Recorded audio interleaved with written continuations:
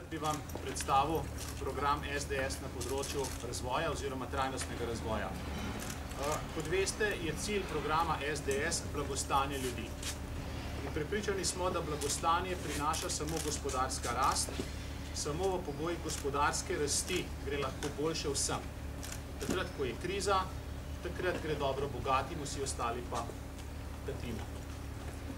Seveda slovensko gospodarstvo deluje v pogojih hude globalne konkurence. Države med seboj tekmujejo, katera bo ponudila svojemu gospodarstvu boljše pogoje, in zato je temeljni predpogoj za to gospodarsko rast, ki je predpogoj blagostanju, ta, da imamo konkurenčno gospodarstvo.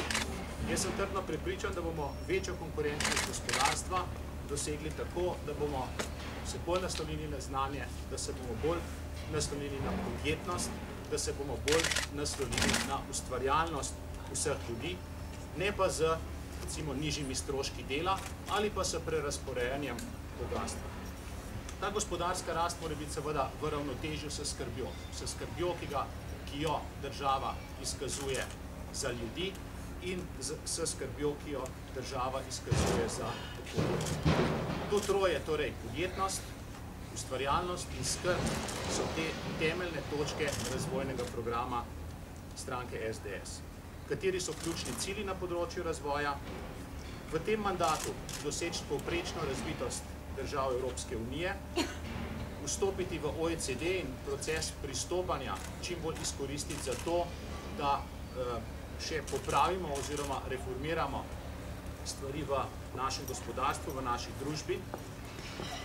Potem za ukrepi tehnološke in finančne politike podpreti proces prestrukturiranja gospodarstva.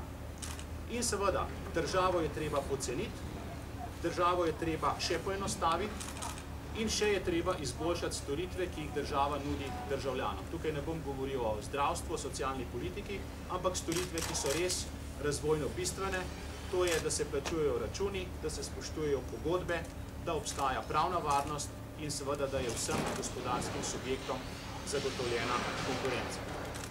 Mi načrtujemo, da bo Ministrstvo za trajnostni razvoj vplivnejše, ukvarjalo se bo seveda z Lizbonsko strategijo še naprej, s Svetom za konkurenčnost, ki smo ga vzpostavili v mandatu te vlade, ki odlično deluje pravzaprav včeraj ste bili nekateri na seji Sveta za konkurenčnost. Ta Svet za konkurenčnost je pravzaprav ključno orodje za to, da naredimo tehnološki preboj oziroma da pride do tega procesa stalnega tehnološkega posodabljanja gospodarstva. Tretji pomemben člen, tretja pomembna dejavnost je trajnostni razvoj. Že sedaj vodim Svet za trajnostni razvoj. Vsi veste, kaj se dogaja na področju klimatskih sprememb, na področju energetike, cen energentov. Mi vidimo predvsem veliko razvojno priložnost. V tem jaz zadnje čase sistematično obiskujem podjetja, ki bodo v Sloveniji lahko pri tej tretji industrijski revoluciji, kot ji pravijo, participirala. Če dovolite, vas jutri vabim v Litostroj, kjer bom predstavil neko sintezo rezultatov teh obiskov po teh podjetjih. In seveda na dnevnem redu Ministrstva za trajnostni razvoj ostaja modernizacija, ostajajo reforme. Prepričan sem, da vstopamo v zelo važen mandat.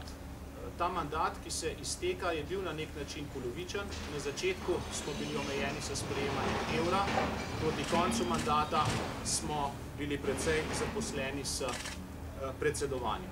Ta mandat, ki prihaja, je poln mandat, 4-letni mandat, mandat, ko je pravzaprav edina glavna naloga za to, da kaj naredimo za razvoj države. Ne potrebujemo nobenih velikih načrtov, nobenih velikih besed ali resolucij, samo hitro in odločno je treba iti po začrtani poti in kar se nas tiče, mi lahko 22. septembra nadaljujemo. Hvala.